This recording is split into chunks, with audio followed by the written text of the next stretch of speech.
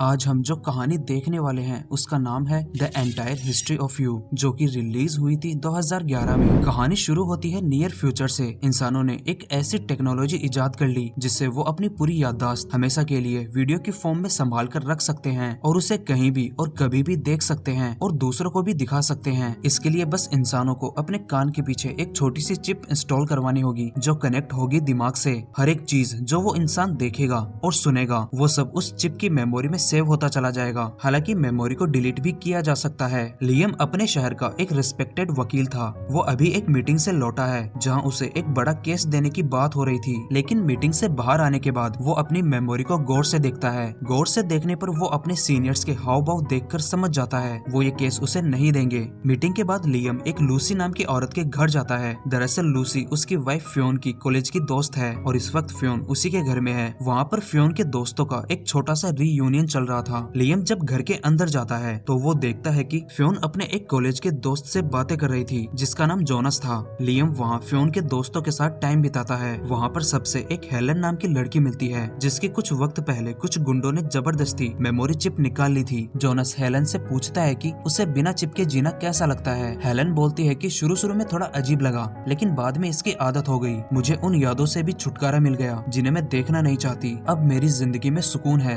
घर आने के बाद भी लियम जोनस के बारे में सोच रहा था। लियम को उसका बिहेवियर थोड़ा अजीब लगा, जैसे वो हर वक्त बस लड़कियों के पीछे भागता रहता है। लियम फ्योन से जोनस के बारे में पूछता है कि वो कौन है और तुम उसे कब से जानती हो। तो फ्योन उसे बताती है कि जोनस मेरा एक बहुत पुराना दोस्त है और शुरू शुरू में हम दोनों ने कुछ वक्त के लिए एक दूसरे को डेट भी किया था। डेट करने वाली बात को लेकर फिर दोनों के बीच थोड़ी कहासुनी होती है। फ्योन गुस्से में सोने चली जाती है, लेकिन लियम बाहर बैठकर पूरी रात शाम की मेमोरी देख रहा था जब वो लोग लूसी के घर पर थे। मेमोरी में लियम फ्योन और जोनस की छोटी छोटी बातें नोटिस कर रहा था, जैसे दोनों का बात करने का तरीका, फेशियल एक्सप्रेशन। लियम मेमोरी देखते वक्त शराब भी पी रहा था। सुबह जब फ्योन लियम के पास आती है तो वो उससे पूछता है कि तुमने और जोनस ने कितने वक्त तक डेट किया था। फ्योन उसे पहले तो 1 महीना बताती है, लेकिन लियम के बार बार पूछने पर वो उसे 6 महीने बताती है और साथ ही ये भी बोलती है कि इससे अब क्या फर्क पड़ता है, वो सब पुरानी बातें हैं। तो इस पर लियम फ्योन को कल शाम की अपनी मेमोरी दिखाते हुए पूछता है कि तो जब तुम उसके साथ थी तो बहुत खुश थी, लेकिन मेरे आते ही तुम्हारे चेहरे का हाव भाव क्यों बदल गया? क्या अब भी तुम दोनों का चक्कर चल रहा है? ये सुनकर फ्योन गुस्से में वहाँ से चली जाती है और लियम शराब के नशे में जोनस के घर जाता है। वहाँ जाकर वो उससे झगड़ा करता है और बाद में उससे बोलता है कि तुम्हारे पास मेरी वाइफ की जितनी भी मेमोरी है उसे मेरे सामने डिलीट करो। जोनस फिर फ्योन की सारी मेमोरी क्लिप्स टीवी के ऊपर शो करके लियम के सामने डिलीट करता है। लियम फिर उसके घर से चला जाता है, लेकिन जब वो अपनी मेमोरी में दोबारा झांकता है तो जिस वक्त जोनस फ्योन की मेमोरी डिलीट कर रहा था तो उस वक्त लियम कुछ ऐसा नोटिस करता है जिसे देखने के बाद उसके पैरों के नीचे से जमीन खिसक गई। वो सीधे अपने घर जाता है जहां उसका फ्योन इंतजार कर रही थी।